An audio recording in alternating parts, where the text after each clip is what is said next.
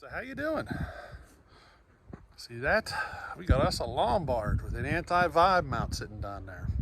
If you missed the live feed, we got that sucker running. So we're gonna give it a test fire here and see what happens.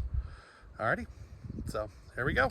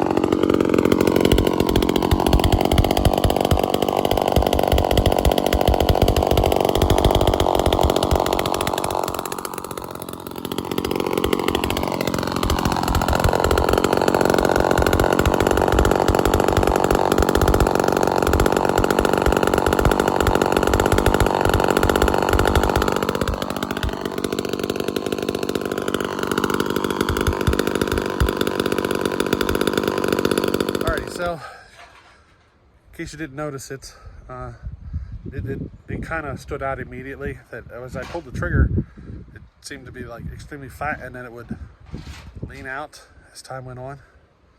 We got something going on in there.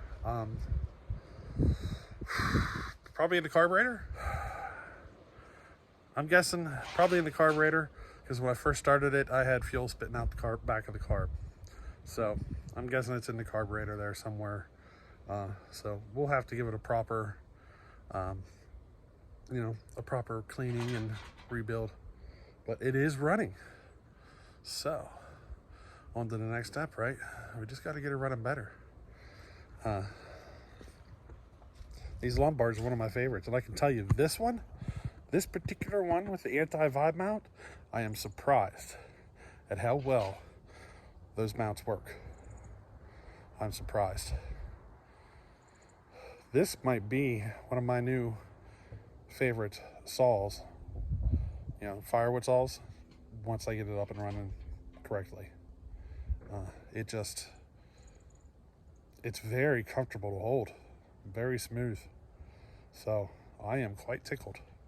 Chad, be jealous. I bought this saw from Chad, and he's probably going to regret it after I get it up and running good.